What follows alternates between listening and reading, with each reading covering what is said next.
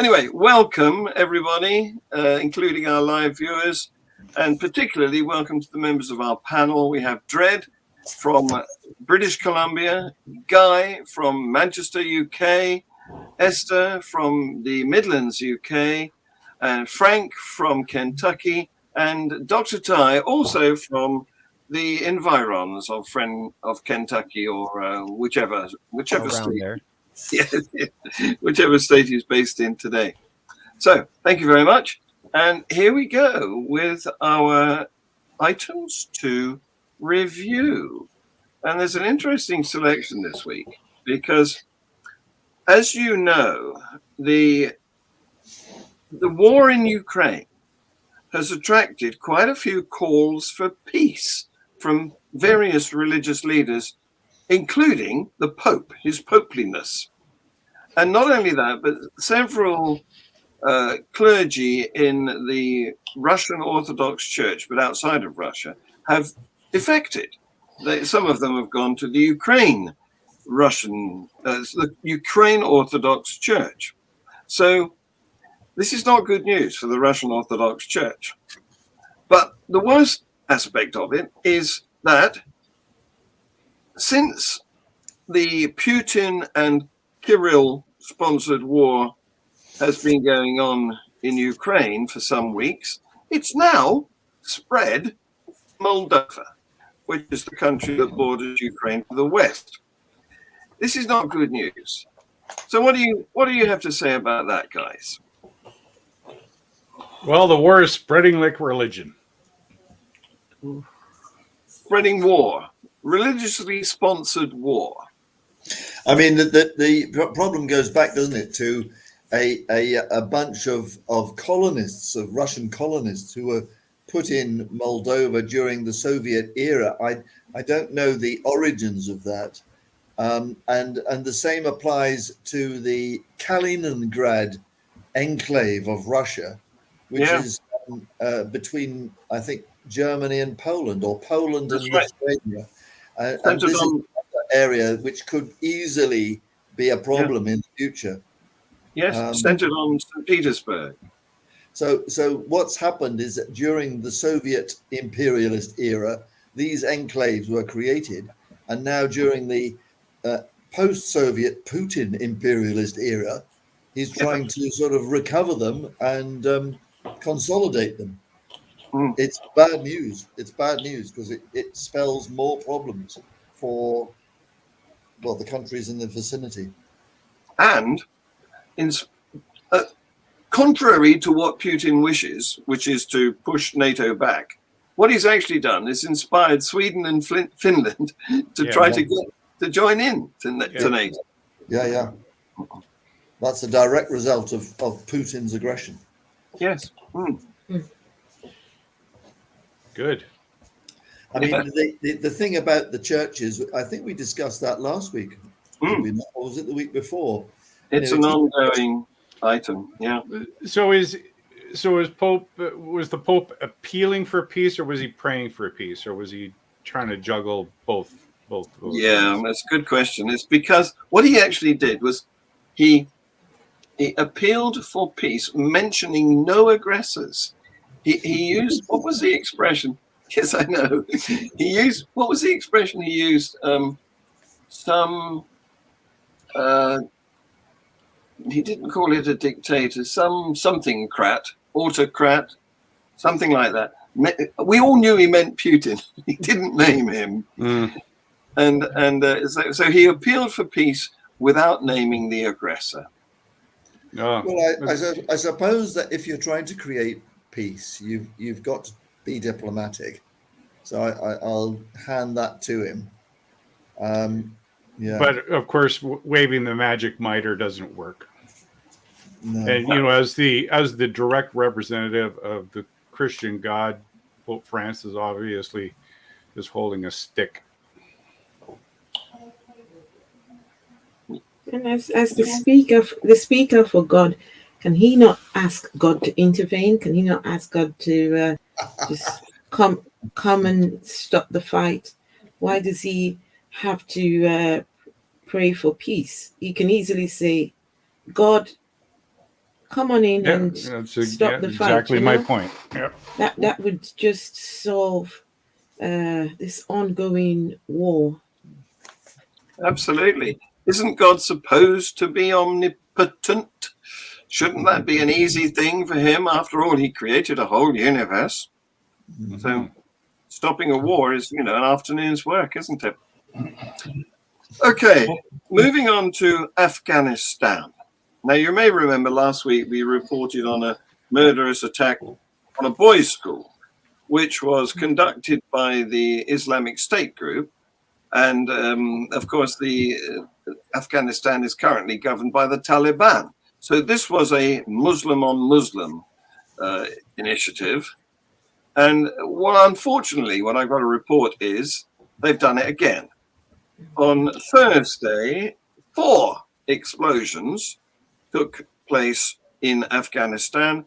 One tore through a Shia Muslim mosque. 31 people were killed, 87 wounded. The Islamic State group admitted that was them, and they said it was carried out using a remotely detonated booby-trapped bag when the mosque was packed with worshippers. In other words, to cause the most harm to the worshippers and the least harm. There was no suicide in this attempt. Wow. And they said that it wasn't brave. They're not trying to become martyrs. And they said that they were doing these attacks to avenge the death of their former leader and spokesman, which happened not too long ago. So that was 2 of the attacks. There's been a third, all on the same day. In a police station near Kunduz, a vehicle was blown up, leaving 4 dead and 18 injured. And then also a Taliban vehicle was hit by a roadside mine, killing 4 Taliban members and wounding a 5th. In addition to that, there was a mine planted in a Niaz Bek area of Kabul, which wounded 2 children. This is lovely stuff, isn't it, eh? God is great. God is great. Yeah. Yeah. It's like when you get a buy 2 for price of 1 deal from the CIA, you have to use it. So I can imagine they're just going through the stocks. Going through the stock. Well, don't forget, this is a religion of peace on both sides, presumably. Yeah. I think the boys' school was a Shia and Hazara school, if I remember correctly.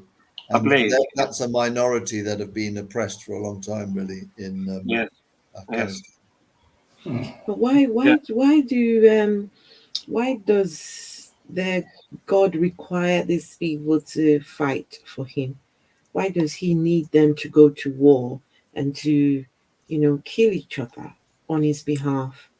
If God is this big almighty creator, he can do what he likes whenever he likes. If people go against his wishes, he can sort them out by himself. He doesn't need people to kill others for him. If you have to kill on behalf of your God, then chances are he's not as powerful as you make him out to be. Or such a nice guy. Well, Yeah. right. Yeah. Or we created him in our image. I mean, if that were the case, all of this is explained. Yeah. We can That's say such a good question. If God was really interested in killing people, he'd just be popping heads, like blowing up.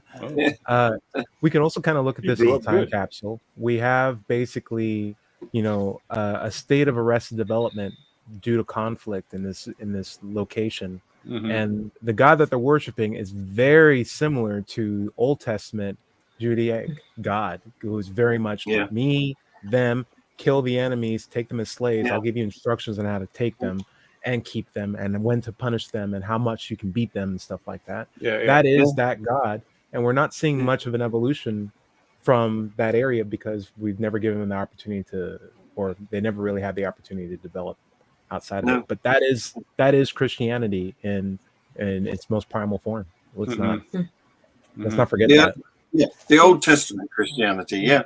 Well, that's such a good question, Esther. Why can't God do something about it? Because presumably, as an omnipotent being, instead of getting them to kill each other, shouldn't he be able to just sort of sow a seed in their brains? After all, he's sown a seed of worship him and, obey him. Wouldn't it just tinker with their brains a little bit? And he's all-knowing. Yes, he's all-knowing. So he has preempted all of this to happen. He has seen it to happen. So he could have, there are lots of questions, just so many questions. I think we were talking about this earlier today, but like it wouldn't be an extraordinary thing for God to just show up and tell us if we're on track with his message or not. Yes. Because showing up and giving us objective proof that he exists doesn't necessarily mean that we'll worship him. The devil, for example, or jinns from the Quran know God exists, yet choose to disobey him or go against his words. So knowing that God exists doesn't mean that you'll obviously be for God. So if that's the case, show us who you are, where you are, and then maybe have like a weekly podcast where you're like, oh, by the way, I'm for this. That bombing I wasn't supporting. This I was. That's I'll see you on Jimmy Fallon. See you later, guys. Here we are. We have to make do. Yeah, on Twitter, like Trump did. I guarantee you there will be no atheists at that point, but there may not be as many Christians. I'm just saying. And here we are.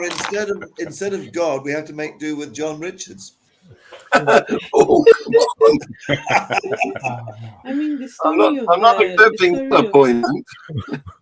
The story of Lucifer in Christianity is of this angel. He was in the presence of God, so he saw God, he witnessed God, he dined. Well, they don't dine in heaven, apparently. But he had this direct contact, but he still chose to come in opposition to God, not just him and his buddies, the other angels. So just what Dr. Ty was saying, even if God does show himself to exist, it's not a guarantee that we will all be going bowing down to him and worshiping him. Oh no. The test is still there, so show us the evidence. And you'll see the results. Then you can truly blame us. Don't blame us out of ignorance, but show up, reduce harm by making it objectively clear, and then see what happens. I guarantee you nothing. Meanwhile, we have to put up with his agents, don't we? And we've got one in this country, the Archbishop of Canterbury, who claims to know what God's wishes are. What his nature is. That's it. What his nature is. That was the expression. Thank you, Guy. And we are here, as I was telling you before we started recording or live streaming, we are here getting the fullfact.org to check on how our Archbishop knows God's nature. So it'll be interesting to see how that initiative develops. Well, maybe it'll be like Kent Hovind, though, who says it's the burden of proof is on you to prove that he doesn't. Yeah, I had a run-in with Kent Hovind. I was watching that early on today. Were you? Yes, it was fun because the poor man, he's so deluded, but he's sort of trapped in his delusion because it's his income as well. Yeah.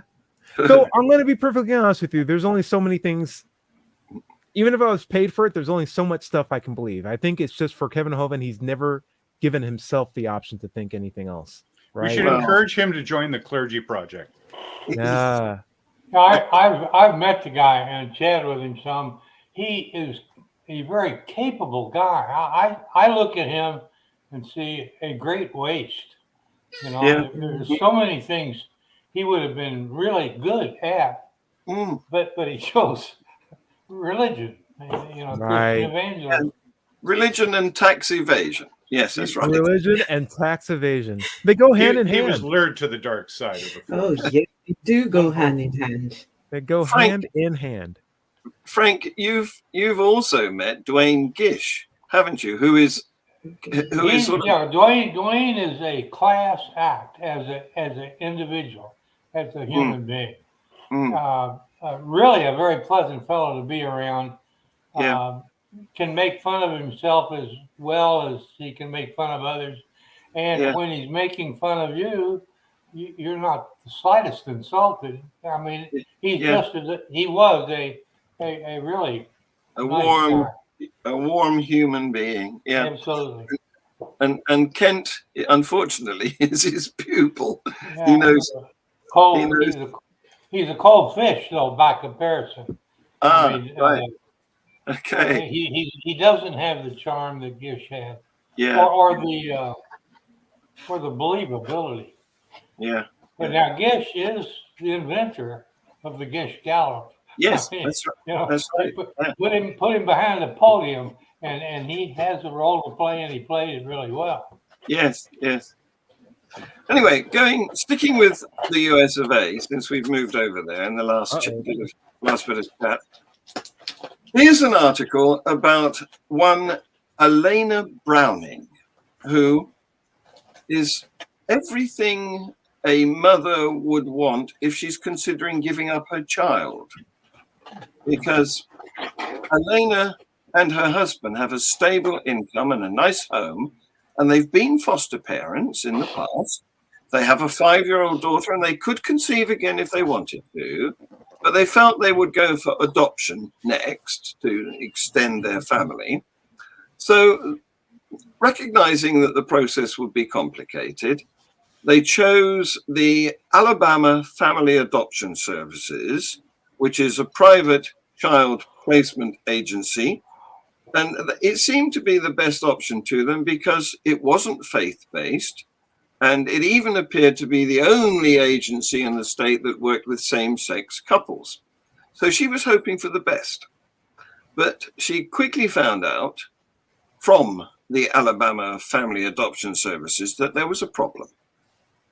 They said, "I'm sorry, we could not work with you. We are not specific about one's faith, but the biological families that we work with do request that our adoptive families have a spiritual life." And Elena is an atheist.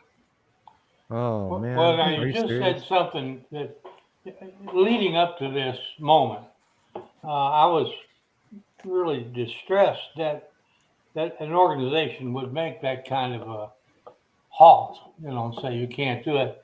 But what you just said was that the parents of the children that are up for adoption have specified that. Yes. If that's really true, at least for those parents and those kids, I can understand why the organization would say what they said. But I find it hard to believe that any and all of the people that have put children up for adoption would say that. But again, what I'm saying is, it's tough to, in my mind, blame the organization if that is the condition on which the children they have for adoption were obtained. What do you think? The thing is, if you put your children up for adoption, you let them go. I mean, you can't. It's like saying, "Well, I'm selling my house, but you can't paint it green after I leave." I mean, come on, give me a break. Yeah, right. I mean, the thing that strikes me here is that the principle that should be motivating adoption societies is the paramount interest of the child's welfare. And therefore, from our point of view, we think that this couple is fine, and we think that the child's welfare would be, would be enhanced. And I agree with Dread Pyrate. Yeah, it's you can't control what happens to your child that you've given away for adoption or has been taken away from you for probably good reason. Mm-hmm. Well, I agree with that. I'm just saying that it tempers my anger for the organization if that's something that the organization and the parents putting up the children had agreed to or committed to doing. But if this goes to court, what Dread Pirate said, it would be argued, I would hope, and I would hope that argument would prevail. Yeah. Because you're right, you're turning loose. You really don't have any more rights once you've done that as a parent. But it's more complicated than I was thinking it was. There was an interesting case a few years back in the UK where a Catholic adoption society closed its doors because it refused to place children with gay couples. I think I'm right in remembering, and that was quite an an interesting advance. The law was saying you've got to place children where their interests are going to be best protected, without reference to whether the adoptive parents are gay or straight. It is absolutely heartbreaking to hear things like this, considering the number of children in the care system that need a loving home. Most of these children, to be fair, they don't care. They just want to be loved. I follow a couple on Instagram. A gay couple. They're both Caucasian men, and they've adopted this young girl who is a black girl. And just to see her thrive, to see them do things with her, it is so beautiful to watch. And I am completely certain that she will get the best, if you know what I mean. Most of these children just they're not the things that we focus so much on, religion, sexuality. Children don't care. They just want someone to give them food, someone to hug them at night, someone to, just be there. That's all they need. And so lots of children just go in his care system and just never get to have a loving home. It's sad. And refusing needy children perfect homes on the grounds that they should have a spiritual life. I mean, what is that? Well, they could simply become pastafarians. I would give them my blessing.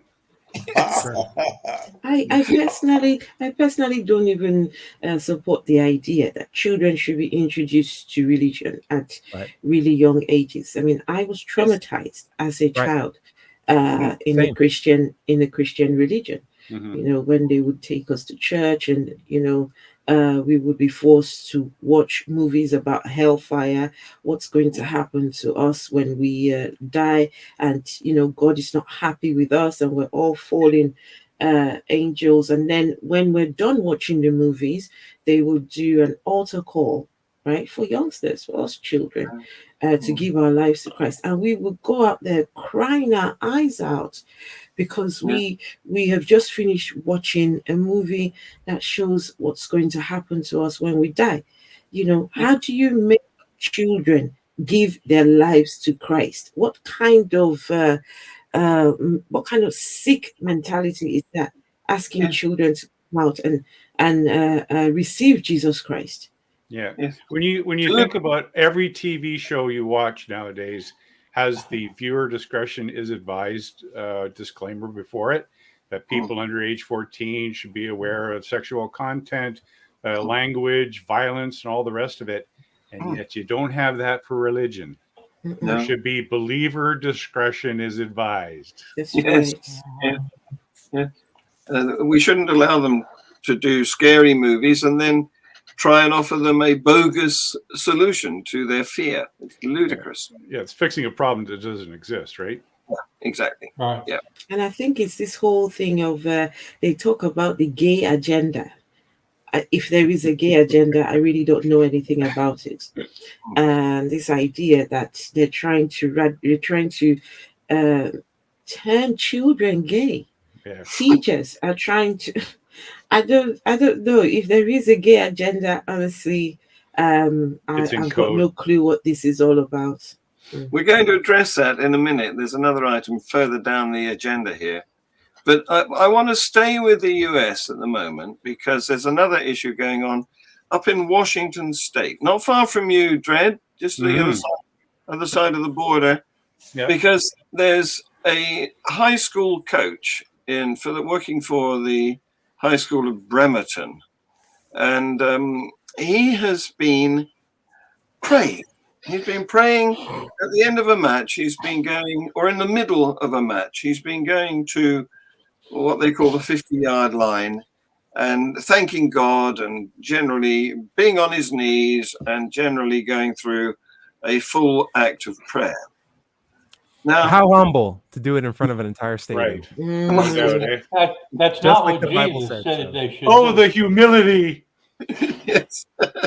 Well, he got told off for that because the school district figured that it could be construed that he was representing them. Right. And of course, they're a secular school in a secular country, constitutionally secular country, and they didn't want any, legal blowback from appearing to endorse the prayerful activities of their employee. Now, so he was told to desist, and he did for a couple of months. This has been rumbling on since about 2015, but he came back 2 months later and started again because he'd consulted lawyers, and they said the school can't stop you worshipping. That's one of the items of the Constitution. So he got back to doing it. And then the next event was the district placed him on paid leave and evaluated his performance and recommended that he should be rehired for the next season. Right. So cutting this long story short, he's taken his case to court. It's a contest between two freedoms, the freedom to pray and the freedom not to have to. Right. You have the freedom to pray. You don't have the freedom to be paid for praying. Well, let me ask. Or to force that prayer upon other people. Does he also true. Does he make does the team go pray with him, or does he invoke the whole audience to pray, or is he just on his own doing this? He says he doesn't insist that they should join him. However, a lot of them do voluntarily. Yeah, because he's an authoritarian figure that controls their future. Right. Exactly. So is this prayer done during his work time? Yes, he's on pay. He's not the only coach who could do that kind of job. I say replace him. You don't have a right to get paid for whatever you want to get paid for. When you get hired into a position, you are compromising to work to a job description. Yep. And if you don't meet that contract, not included in that job description. Yeah, and then it's like, I'm not paying you to do that. Well, I have a constitutional right. You do, but I also have a constitutional right to decide who I get to hire for this position. Mm-hmm. Yeah. And it's a capitalist society. Sorry. I think it's rather comparable to Neil Parish, former MP of the House of Commons, who was looking at porn on his phone during his work time. Yeah. I mean, I can't see any difference. If you're doing that during your work time and you're praying, you're not doing your work. Let me throw this out. Maybe more politicians should look at porn. Maybe there'd be less wars in Ukraine if everyone just kind of relaxed a little bit. Yeah, but not during the work time. That's right. You don't want people whipping it out during work time. I think there's some politicians that would benefit from it. But all right, I hear what you're saying. I definitely hear what you're saying. Some dictators can definitely benefit from it. I'll put it that way and leave it there. In the case of this particular coach, I mean, if I remember right, in the Sermon on the Mount, I think Jesus gives a little lesson on how to pray, and he says you do it in private. You go into a closet and you pray privately. It's not biblical what he's doing. So I think he will surely. I can't say that, but I hope he doesn't prevail in court. Well, I can bring you up to speed with that. But first, Dred, I want to clarify something. When you said whipping it out during work hours, you were referring to the phone. Yes. I just wanted to make sure. So, updating you. First of all, he filed suit against the school district in the federal district court, and he was arguing that it violated his constitutional rights to free speech. And that court affirmed his position. They agreed with him. And back in 2019, he tried to progress it to the Supreme Court. And they agreed with the lower court. And they said that it did violate his rights to free speech. No, they said that they agreed with the Bremerton School District for sacking him. Beg your pardon. Okay. Yeah. But so he's now moved up a level to the Supreme Court. And since, of course, 2019, the makeup of the Supreme Court has changed. Thank you, Donald. It's now a 6-3 Conservative majority, and in recent terms has been more sympathetic to religious rights. So they are now re-evaluating this issue, and a decision is expected by the end of June. So watch this space. No doubt we'll come back and revisit it as it plows on. It'll probably be the same day Roe versus Wade gets overturned. Oh, God. Let's hope not. Yeah. Staying with the USA, there's an evangelist named David E. Taylor who operates a ministries that he calls Joshua Media Ministries International. And he's made a lot of money, and he's been accused of operating a cult-like faith.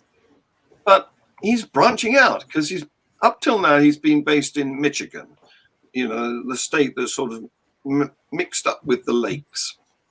But he's made so much money, he's recently purchased an $8.3 million mansion in Tampa, Florida. And although he hasn't announced yet how he plans to use this huge building, it's nearly 30,000 square feet, and it's on 6 acres of land. We're worried, some of us, that he's trying to spread Joshua Media Ministries to that state. And just to fill you with a bit more background, in the past few years, he's faced charges of financial corruption, sexual manipulation, and spiritual abuse. So that's another nice specimen. What do you think? So this is Florida, you said, right? Yeah, he's spreading out his ministry from Michigan to Florida, it seems. So I say, release the crocodiles. I mean, this particular gentleman has been in the news because there was a deposition he was under fairly recently, and it was the breakdown of what he uses the money for. That got a lot of people interested in this particular man.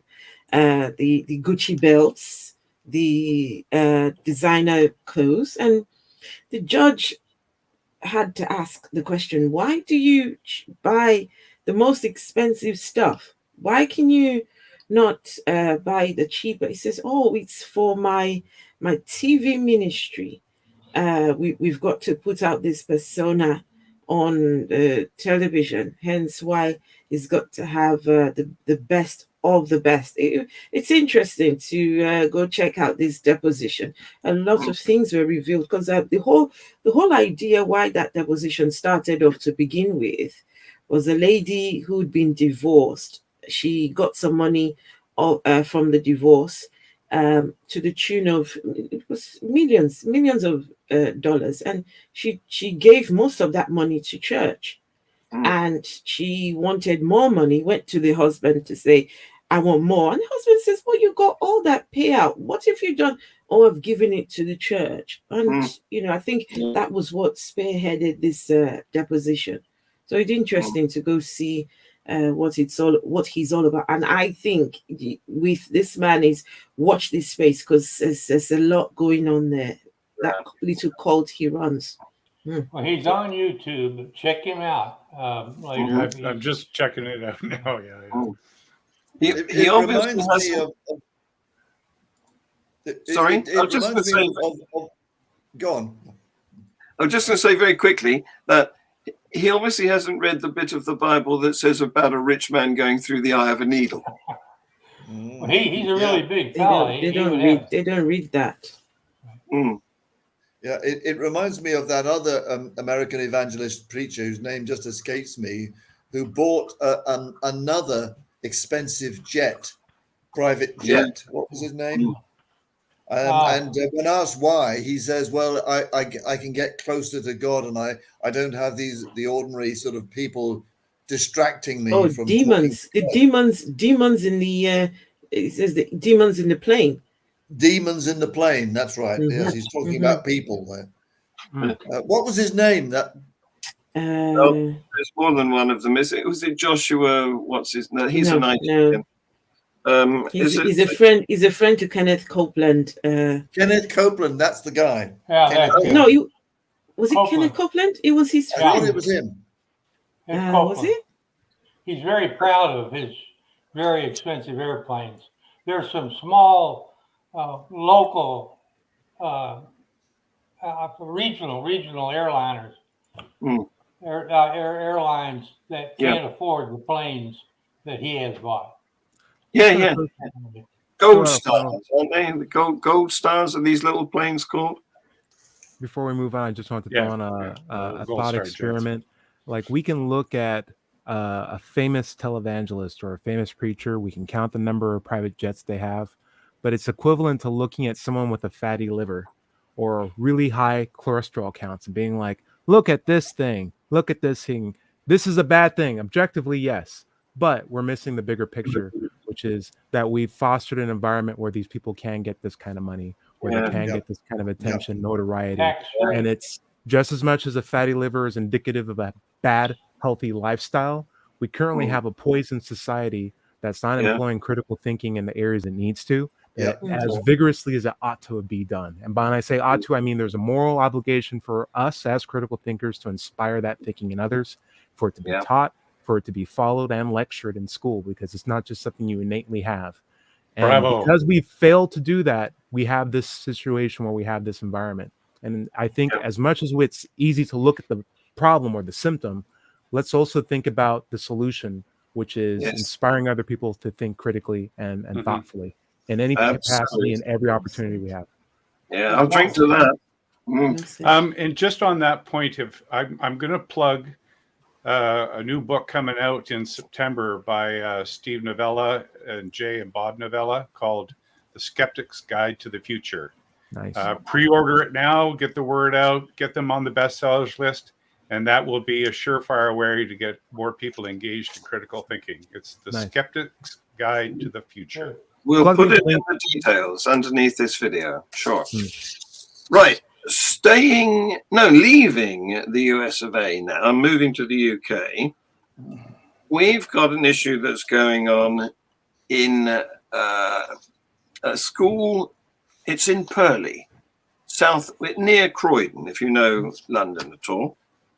And what happened was, it's a Catholic school, but we have something called World Book Day. And on that day, an author called Simon James Green was invited to the school to talk to the boys and sign books. And it's a boys' school. And when the Catholic diocese, which is the Archdiocese of Southwark, heard about this, they banned the event. Why? Because Simon James Green, author, is gay. Oh no! Surprise! Surprise! Surprise! Yeah. They said. Jim Neighbors would say. They said that inviting him would fall outside the scope of what is permissible in a Catholic school. and it was potentially offensive to parents, past pupils, and wider members of the Catholic community. What nice I'm just thing. waiting for the other shoe to drop when they find out Jesus was gay too. Yeah. Well, no reports have been made of his relationship with women, have they? Nope. This guy likes hanging out with dudes. That's all I'm saying.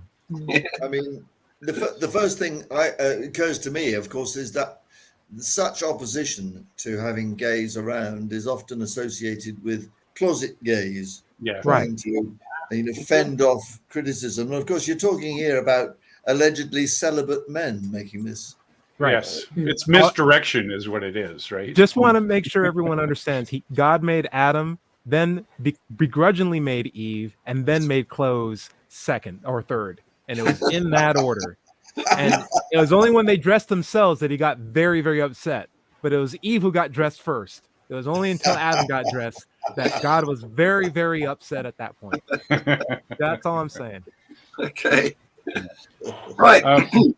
You passed over about the TikTok. I did. Yeah. I'm thinking we're running out of time. In fact, we've already done our 40 minutes. We could just briefly touch on it. What's happened here is teachers have discovered TikTok, and many of them are woke, and they are making little videos to educate pupils about things like non-binaryism. And doctors, believe me, this is what it says, guessing the gender of newborn kids from their mere genitals. When what we should be doing, according to them, is waiting until people are old enough to pick a gender for themselves. And you can imagine that these little TikTok videos are causing some furore. Right. I'd say this as a closing thought. Everyone, when I was a kid, I was so glad I didn't have YouTube, because I would have made a lot of embarrassing videos that would probably keep me from getting my doctorate as I am now. But now that we have these technologies, they seem, how do I call it, ubiquitous, but not necessarily used at the same skill or contextual cultural depth as kids are using it now. So just because you have the tools doesn't necessarily mean that you know how to use it like a kid does with the same touch and gravitas. And a lot of times when I get a 14-page text message from my mom, when it should have been blocked out sentences at a time because it's for easier reading, you just sort of like, you roll your eyes and you go with it. And I feel like a lot of kids, just based on the format, even though it's on the same platform, but just on the format of the video itself, are not being persuaded by the content in that, just based on how it's communicated. I think the only people who are making this into an issue are folks like us, who may not also have a very huge TikTok presence, that are like, oh, and this other thing that's on TikTok is also a thing that we kind of disagree with. It's like, but the people who actually use it don't care. Right. You may be right, because it's such a ephemeral, that's not the right word, brief. I'm trying to indicate that what happens on TikTok is you get a few seconds of this and then it's gone, and you get another few seconds of something else completely unrelated, and then another few seconds. So there's no permanence to it, and therefore it doesn't seem to have so much impact.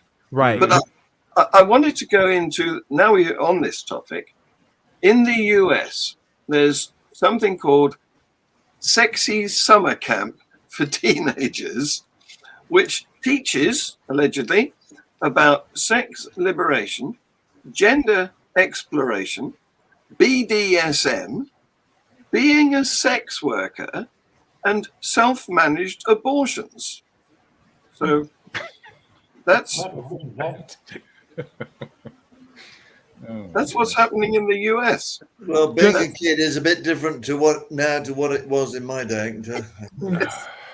Yeah, and just as a heads up, there's also like college classes in Utah that are all about hardcore pornography and being taught in a college class. Doesn't necessarily mean it's being chock full of students. The idea is like Utah, incredibly conservative, even in the school systems that like don't teach like proper science as it should be. So it's sort of like a protest way to make waves in the news by holding a classroom on just hardcore pornography. In the same way, a lot of the summer camps here have religious persuasions that are not necessarily advertised, but are definitely a component once you arrive there and you're like, kids, get off the bus. It's time to pray. It's like, dang it. I thought it was a science camp. It was another religious camp. Dang it. I can't believe I'm here again. So there are things in the U.S. that are about protests, not necessarily avidly attended, but are meant to cause raises of eyebrows just as a point of concern. And I think this is one of them. Well, the UK isn't excluded from this because there's been a huge storm over a proposed family sex show. It's been stomped on, but this was supposed to be an educational theatrical event that was due to take place at the Norfolk and Norwich Festival in May. And the aim was to teach kids as young as 5 about bodies, sex, and relationships, and it would feature full frontal nudity. And on its website, it encouraged kids to Google masturbating animals so they might see how natural masturbation is. Give them the full Monty. There's no possibility of any harm coming from that, is there? Let's do it Kids like gotta they learn do about it it in the sometime. nature books or something. What was that song? Let's do it like they do on. There was some song that was really popular. Yeah, I can remember. I can't remember what it was, but you've rung a bell with me. Okay. Moving to Australia, we have the Australian military have chaplaincies. They have chaplains, and they have been. That's the one you like on the Discovery Channel. Thanks, Trent. Yeah. The chaplains are religious. They are legacy chaplains. They were recruited 40 years ago. Many of them, they're still in post. And the problem they're having now is only 20% of current recruits will go to a religious chaplain with their problems because they don't see religion as being relevant. They want to go with their problems to somebody who is secular.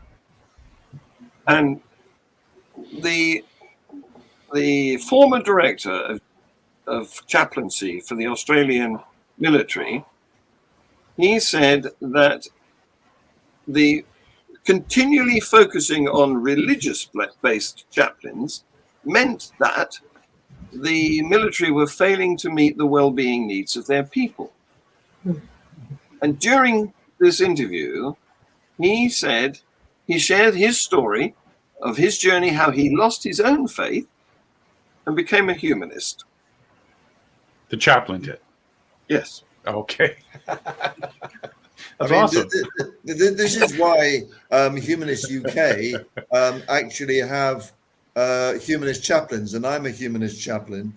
Great. You know, at a mental health acute unit in Salford, which is part of Greater Manchester. And it is important that, you know, because most people,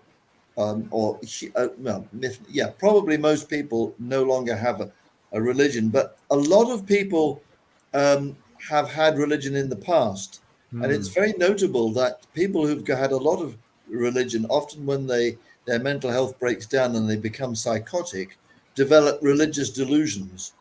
But people who haven't had religion, they often develop sci-fi delusions or something like that, you know. Yeah, alien abduction and whatnot. Yeah. And so a lot depends on the sort of crap that gets put into your brain early on in your life as to how your mental health breaks down. Interesting. Yeah. Anyway, I'm also a marriage commissioner in British Columbia. So I offer, on behalf of the Ministry of Vital Statistics, the ability for people to get married in a purely secular way. Great stuff. Yeah, I used to do that in Manchester as well. I'm starting my training come next month to be a celebrant, a humanist great stuff. celebrant. Good for you. Wedding celebrant. Yes. Oh, well, I was a celebrant from 2012 to 2020, and I've given it up because there are lots of younger, brighter people like yourself, Esther, coming along, and I thought, well, I don't need to do it any longer. So this is good news, isn't it? That the former Director General of chaplaincy in Australia, has turned humanist and is trying to press for non-religious chaplains to be provided in the military. Yeah. Well, awesome. interestingly, a few years ago, I went to a European humanist professionals conference in Belgium, and I discovered there that the Dutch military have 150 chaplains, of whom 37 are humanists. Mm-hmm. Yeah. Now, Well, that's you know, the sort of figures we ought to have in not just the British military, but also hospitals, hospices, yes. and everywhere and prisons Around the world. Yeah. I would say the proportion needs to go higher than that. Yeah, probably. Yeah, but 37, I wouldn't quarrel with that. That's a good starting point. Yeah. On that note, I propose to draw the proceedings to a close. So, All right. Thank you Thanks very so much much for having us. Yeah. Thank you very Thank much you. for Thanks so coming. much. Thank you very much for coming on the show. It wouldn't be much of a show without you. So you're always welcome. And thank you very much to anybody watching us. And please subscribe, tell your friends, set the notifications, all that sort of stuff. Make comments. We'd love to see your feedback. Bye-bye. Bye-bye. Bye. Ramen.